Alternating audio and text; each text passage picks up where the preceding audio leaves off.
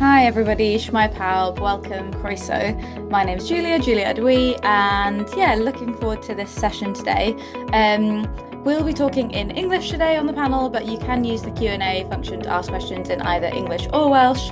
We're very lucky to be joined by Wyn here, who's helping us with translation. Thanks so much, Wyn. So yeah, please do put your questions in the Q&A function throughout in either English or Welsh. And then also at the very end, we have a dedicated Q&A section where you will have the option, if you want to raise your hand and unmute and ask a question out loud, again, either in English or Welsh. So yeah, welcome, Croeso, and I think it's time to get started. Today's session is looking a bit like this, so I'll just do a quick intro and housekeeping, and then yes, we're handing over to the brilliant Jess from ERS Cymru, talking about what's happened since the election and the kind of context that we're operating in today in Wales. My lovely colleague Alex talking about some of the kind of technical improvements we've made to WriteToThem for use in Wales, and then I'll be doing a little bit of an update on some of our outreach engagement that we want to do around this work and what we're planning across the autumn and for the rest of the summer, how we'd like to work with you. And then, as I say, we've got a bit of time for Q&A. So yeah, really excited to be talking about this. Made some great updates to WriteToThem. But first we're going to hand over to Jess, if that's okay, Jess, to give us a bit of context setting and help us understand where we're at this moment. So afternoon, everyone. I'm Jess, I'm Director of ERS Cymru, and I was asked to talk in this session about what has changed and stayed the same in Welsh politics this year. You might notice from the headline, I'm only going to talk about what's changed, really, because there's not a lot that has stayed the same. Just by way of introduction, so I work for the Electoral Reform Society. We campaign for a better democracy and have been doing so since 1884. We have primarily been electoral system focused, but also we campaign around a wider area of things, including things like Votes at 16, House of Lords reform, increasing diversity in political life. ERS Cymru is the Wales arm of ERS. We are a tiny team of two. There's me and my colleague Matt. So I'll run through the election itself in terms of how it's changed, the outcome of the election, what this means for the Senedd in practice, and some emerging challenges we're seeing as the Senedd kind of ramped up before recess took place. So I think change was the real watchword for this year in Wales, specifically around the Senedd election. The outcome of the election was obviously very different, but we also saw the actual electoral processes for this election change too. So the Senedd at this election on May the 7th, went from 60 to 96 members. There was a new voting system in place. So previously, the additional member system had been used similar to the one that's used in Scotland. 60 members, 40 of them elected on first past the post constituencies, 20 using a regional closed list as a kind of proportional top-up. That has been gotten away with. First past the post is no longer for Senedd elections, and all 96 members were elected via a closed list de Hont system. That, in practice, meant that voters, when they went to the ballot box in May, had one ballot paper and they had one vote, and they could choose for either a political party with a list of candidates set underneath them or an independent candidate. The kind of closed element of that means that voters weren't able to vote for an individual candidate on a party's list or change the order of those lists. They were kind of set in place. There were also 16 new constituencies established. Each constituency elected 6 members. So everyone in Wales now has 6 members representing them. And there were new rules put in place for residency, and Senedd elections now take place every 4 years, not 5. There are also changes in terms of the outcome of this election. And I don't want to kind of overstate how significant this was, but I think that's quite hard to. Labour have always been the largest party in the Senedd. In the history of devolution in Wales, they have always run the Welsh Government as the largest party, working with other parties, but have been the main party in government throughout devolution in Wales. They are now in 3rd place. They have 9 seats in a 96-seat Senedd. Plaid Cymru won the election with 43 seats and have formed a minority government. Reform UK, with 34 seats, become the official opposition, and the Conservatives, who were the opposition in the previous Senedd, are down to 7 seats. We are seeing Green representation for the first time, 2 members, both representing the Cardiff constituencies. And we have found the one thing that has stayed the same in Welsh politics this year. There is one Liberal Democrat, Jane Dodge. She has remained in the Senedd. Rhun ap Iorwerth on the right here has become the Welsh First Minister and appointed his cabinet that are here. Some really kind of big hitters from we've implied on this cabinet. Sioned Williams as Deputy First Minister, Elin Jones, the former Llywydd Speaker of the Senedd, as Cabinet Minister for Finance. And I just wanted to flag two newly elected MSs, David Tristan and Anna Brochan, becoming ministers straight into Cabinet. I think David Tristan Davis's role in particular as Cabinet Minister for Government Effectiveness and the Constitution is particularly interesting, given he's setting up a Cabinet Office for Wales. There are also deputy ministers that have been appointed. A couple of relatively new faces here too. Mark Hooper, a newly elected MS as Deputy Minister for Transport, and Nerys Evans, a former MS, not in the last Senedd, but returning to the Senedd and straight in as the Deputy Minister for Public and Preventative Health. Now, as I mentioned, 16 new constituencies, each electing 6 members, and I was going to try and talk you through a little bit of what this means in practice. So this is my constituency, Caerdydd Penarth, down here, and these are the 6 members that represent me. So I have 3 Plaid Cymru representatives. Joe Martin is a Reform representative. Anthony Slaughter, the leader of the Welsh Green Party, is also elected here, and Hugh Thomas for Welsh Labour, the former leader of Cardiff Council. I'm going to do something risky. Let's click on this link, go to the Senedd page, and actually a really useful resource here. If you click around on the constituencies, you can see the 6 members representing each of these constituencies and kind of see their political makeup, which I think is quite interesting. Now the challenge is to get back to there we go. Navigated that so smoothly, you wouldn't have known. And then the other thing to mention is committees are finally in place in the Senedd. It has taken a couple of weeks longer than it normally would, I think. I think there is a completely different dynamic in this Senedd that I'll come on to in a second. But committees are finally in place. Their chairs have been appointed and membership sorted, and they are starting to, some of them have outlined their future priorities. Some of them are taking consultations on their future priorities over the summer, which I think as kind of campaigning organisations or charities are kind of really important to keep an eye out on. Committees are a really fundamental part of the way that the Senedd operates. Committee chairship allocation is done kind of by party representation in the Senedd. So Plaid Cymru have 6 committees that they chair, Reform have 5, Welsh Labour and the Conservatives both have 1 apiece. And then I just really quickly wanted to run through some emerging challenges. So as I mentioned earlier, Plaid Cymru have formed a minority government. That is something very normal in Welsh politics. No party has ever had a majority in the Senedd. It is very common for parties to work together and very much expected as part of the way that the Senedd operates. It is, however, I think something to be aware of from a kind of campaigning or charity perspective, that the fact that Plaid have this minority government, they aren't going to be able to do all the things they might have done if they had a majority government. And I think that has been illustrated by the Welsh Government losing the supplementary budget vote last week, with Labour refusing to back spending plans over a row on additional learning needs. There's also a really different dynamic in this Senedd, and that's particularly with Reform as the official opposition. There is, I would say, a different tone to this Senedd, and we're already seeing a couple of examples of them making a real impact. A walkout from multiple different parties has already taken place, and I think there's a real feel that this Senedd is very different. That is me, so I will stop sharing and hand back over. Fantastic.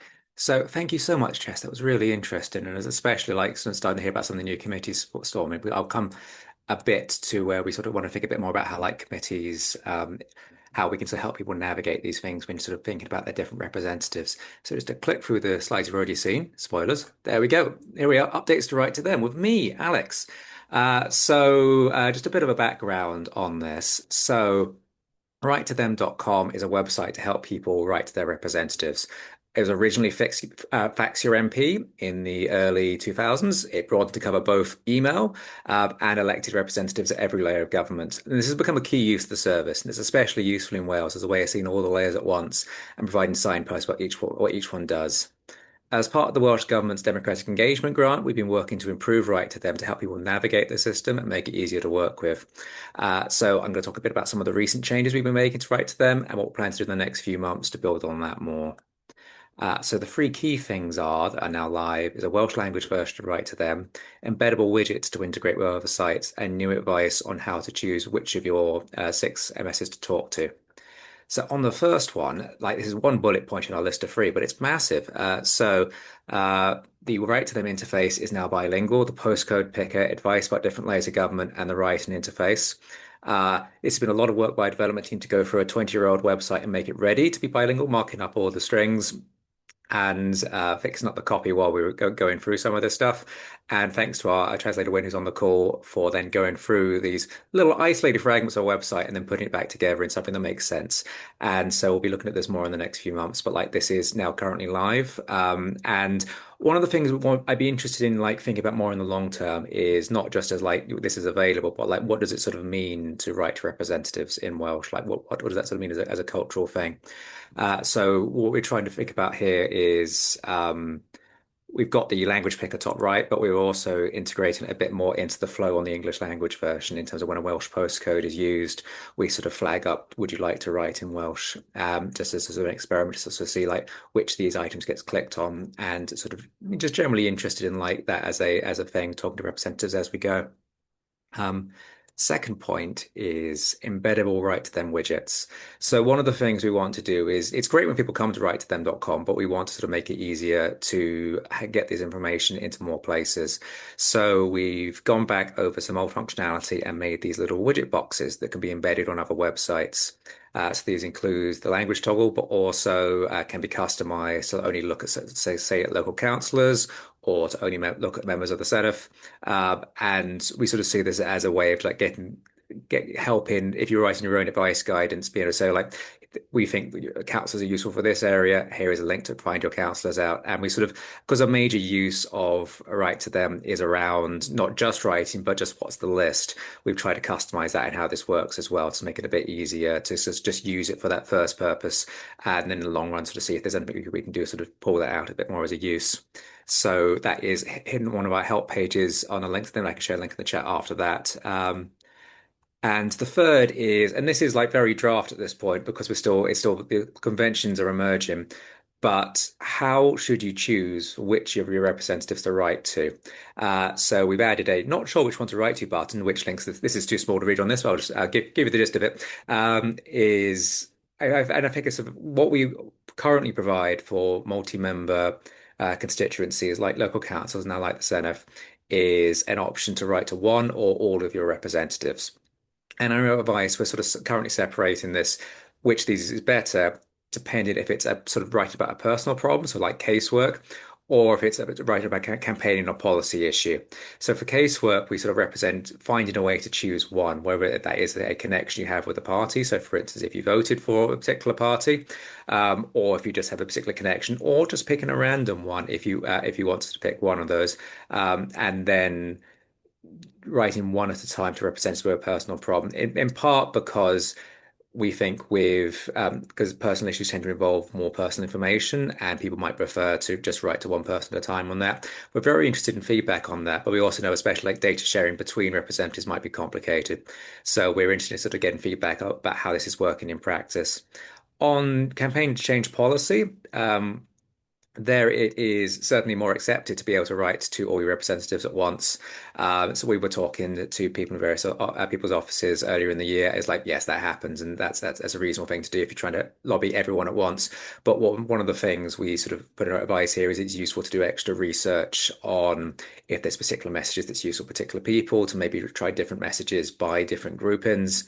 And lean on from that. So like basically we have this advice here. We are interested in how it lands with people. We're interested in how it works with people's offices in question. So we imagine this will change over time, but this is our initial stab on like who is the right person to contact, and not so much who is specifically the right person to contact, but what is the right way of thinking through that process. So building on that, the further changes we have in the pipeline is think about the option to write to some of your representatives, not just all or one. And this is especially in multi-member constituencies where, for instance, you might have multiple members of the same party and you might want to write to all of them at once. or more interestingly, perhaps that there is a big rise in block politics in Welsh voting, in terms of sort of people that voters and citizens themselves might see some parties as effectively interchangeable from their point of view, or the parties themselves wouldn't. But certainly, like there may be different messages that is equally applicable to different parties, and so just giving people the option to sort of pick, I want to send a message to this set of representatives, and we sort of see as an extension of that sort of lining out advice page about like doing the research and sort of try to personalize the message. And then similarly, as we sort of refine and stabilize these guidance pages, we want to get push the bilingual fully through our advice pages, and to get complete that translation of the site. But that is, one extra thing on that sort of point about helping people with research. We're also thinking about how we can make some tweaks to the WriteToThem's companion site, They Work For You, which does cover the Senedd, so to sort of improve that sort of constituency landing page, sort of bring in stuff like the Senedd website does on cabinet positions, but also sort of surface committee memberships and cross-party groups as a sort of a clear sort of signal about what are my different representatives interested in. So that is me. I will now pass to Julia to talk a bit more about the new resources and seminars we are working on. Thanks so much, Alex. Yes, maybe I'll do the resources and seminars, and then we've got a nice question from Marlinda from Open State Foundation about the platform itself. And I thought because we have quite a lot of time, maybe we can just do a little screen share of showing the platform both in English and Welsh and the steps through. But Marlinda's question was about moderating the kind of messages. So I will pass over to you to do a bit of technical dive on that in a minute. Brill, but first let's just go through, yes, our resources and seminars that we have planned. And this is basically just to say that, if I can have the next slide, please, Alex. Sorry. Thank you so much. We've got this plan for the kind of autumn months where we want to do some more of these kind of webinars and write some accompanying guides to help people understand a bit more what's going on and use the tool. And fundamentally also just kind of get out there a bit more and talk to people who might use the tool as part of their work in Wales. And so as you can see here, we have a few planned. In September, we're going to talk about the power and what's going on in Wales, a bit covering some of the stuff today, but going through exactly who does what and how things are kind of lining up. And then talking about the tool as a route to kind of persuade an elected representative. So what an effective message looks like and understand how messages are kind of handled behind the scenes. As part of this project, we did some really interesting interviews with officers of MSs, of councillors and of Welsh MPs to find out what happens when they receive a message and how constituents can kind of set themselves up for success when writing to representatives. So I think that will be a really interesting session. And then in November, looking at policy. So issue-specific guides, thinking about if you're writing about housing, what are the key things to remember or include there? If you're writing about the NHS, what sort of things would you like to include there? So trying to get really specific there, just to kind of accompany the site and make it as helpful as possible. But speaking of the site, Alex, if you wouldn't mind stopping your screen share, I will just quickly screen share what people see on the site, just in case anybody hasn't interacted with WriteToThem before. There you So go. thanks, Alex. This is our home page, which hopefully everyone can see nicely there. Just going to try and hide the kind of bar thing. Oh, I've put it exactly in the wrong place. That you can see here in English or in Cymraeg, which you can toggle between. And yeah, thanks again to Wyn for helping us translate all of these bits and pieces that are across the site.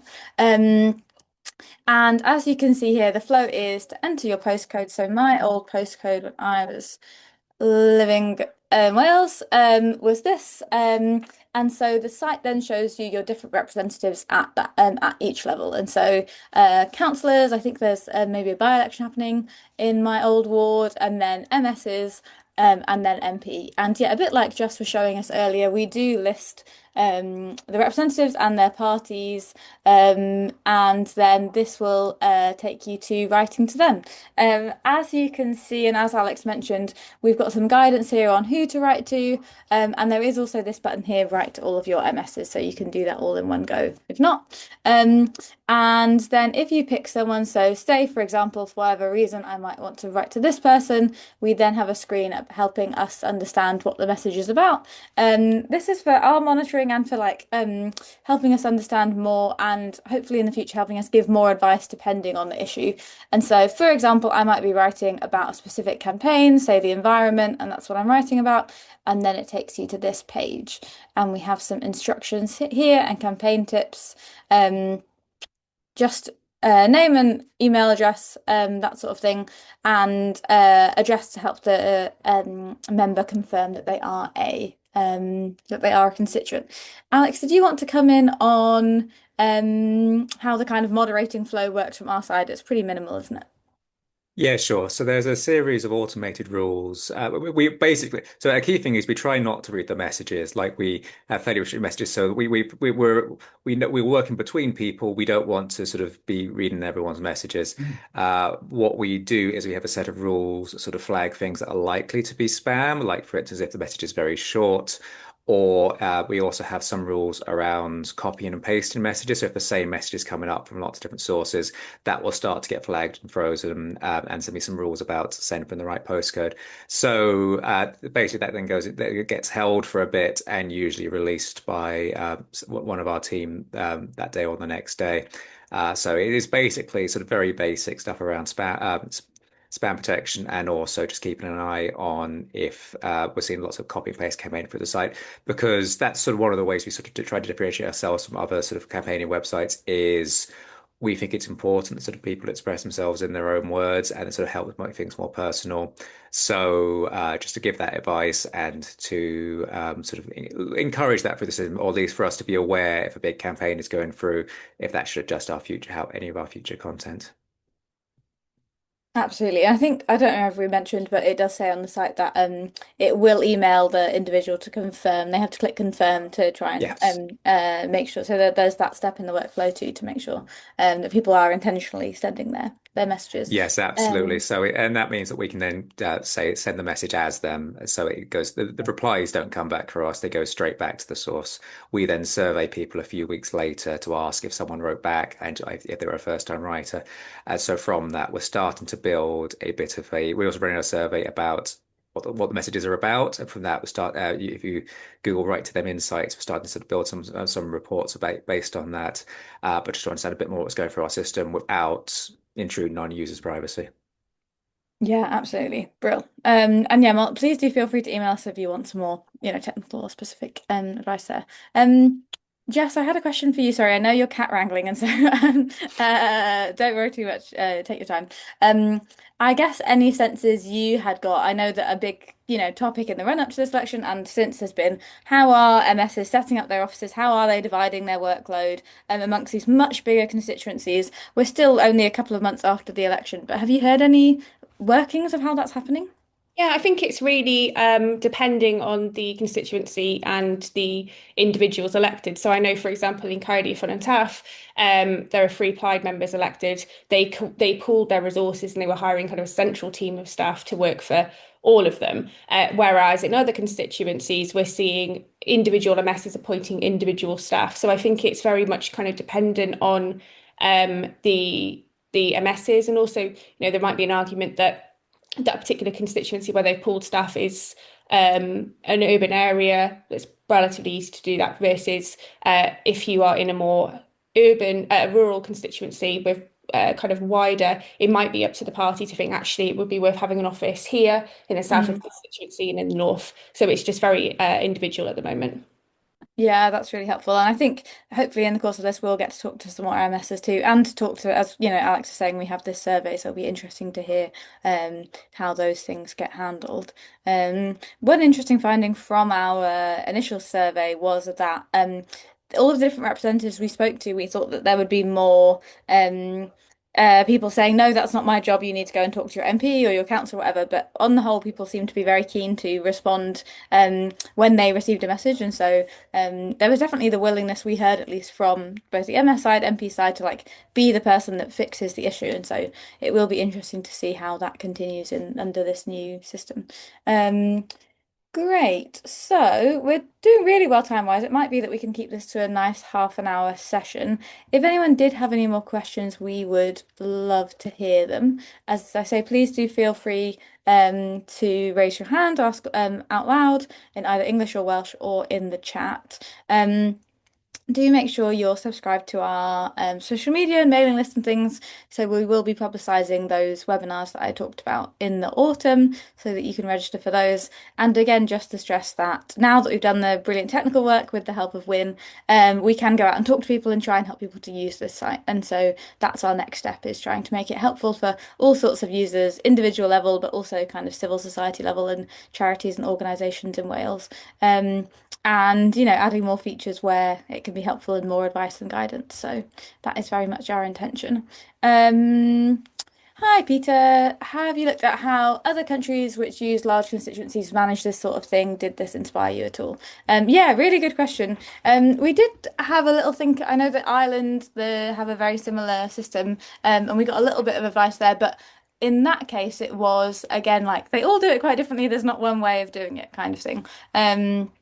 So yeah, but it might be something to take a more international approach on. Alex, any Yeah, thoughts so on that one? sorry, I was jumping in before you asked me. But yeah, so basically, casework, it's so like the advice we got from campaigning groups in Northern Ireland was essentially like on campaigning side, people tend to write to all their MSs. What we're trying to understand a bit more of is about how casework is managed in practice. Because that's sort of our question. Because one of the sort of because the change in the Welsh system, originally there was, as currently the case in Scotland, a constituency representative and then the additional regional representatives. And what we saw through our system was, in practice, casework tended to go through the constituency MS because that's kind of what the system was signposting you towards. And so one of our concerns is not just that people can't navigate the thing, but that it might effectively default back to the MP rather than picking someone at that level. So that's why we want to really improve our guidance there. But casework and how that process is processed internationally is just massively understudied, which is it's fun whenever you talk to people actually in this area because they're like, there's not enough, but I'm the only one doing it, so it's great. So like there's some interesting stuff published by Vox Pop in the US, sort of trying to look a bit about multi-member constituencies because there's some interest in that reform in the US. But basically that it's casework is so different in different places. It depends a lot on the relationship between MPs and the legislative process, how much time they have for casework anyway. So, sorry, there's a long way of saying we have looked a bit, we haven't found much. If someone knows more than me, please tell me. I'd love to know more. Right. Yeah, I think it is just a very emerging situation as offices are being set up. And yeah, it was interesting to hear just from the committees are more set up now because that is another avenue where we might want to, if someone has a very policy specific sort of campaign, that might be a relevant thing that they want to understand. And yeah, I think Alex mentioned also we do in They Work For You have party group memberships as well. Um Great. I think we actually have a question to the Q&A. Great. I'm pressing answer live. Is it possible to watch previous webinars on persuasion or policy in case you have produced them? Thank you. Oh, I don't think we've done webinars before, but we do have some guidance. I think is either coming up on the site very soon or is being, might be up It is now. excitingly live now. Oh, but I So think live this morning, and so maybe in our follow-up that we'll send around after this event, we can link to that. Yeah, it's an area that we're really, really interested in helping people not only in the technical like flow to get their message to representatives, but try and help that whole system work better for both sides. So yes, I don't think we have webinars, but we will link to our resources in the follow-up email. And yeah, maybe I'll also link to some other organisations doing work on that. So yeah. Thanks for your question. because these changes are also so recent and so in flux, what things are going to look like in weeks or months or years' time, we're very interested in just understanding how things are working and how we can sort of adapt our guidance so we're not going against unless we want to go against the flow, but going against how things are actually settling down in practice, and to an extent how we can encourage and help spread good working practices on the other side as well as helping people contact. So we're interested in helping the system work effectively in any way we can. So if anyone wants to, send me emails about things we can be doing better or just like what they've noticed, always happy to, hear from people. Anything you'd like to say, Yeah. Jess?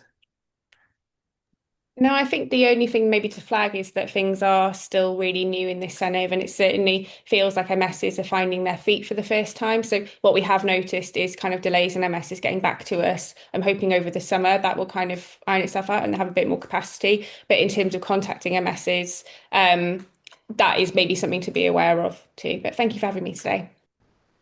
Oh, thanks, Diolch, for joining us, Jess. Yeah, and diolch yn fawr pawb for coming along today. Thank you so much. We've really, really enjoyed it. And yeah, oh, great. Nice to see that people are also interested in similar projects. Do email us. Yeah, it's one we're really proud of, and I think that relationship between representatives and constituents and making that work and work better for everyone involved is very much why we're here. And it's nice that we can be adaptive as the situation changes. Brilliant. Well, yes, thank you, Diolch, everyone, again. Really appreciate everybody's time and really appreciate you coming along. Great. Thanks so much, Tara. See you all very soon.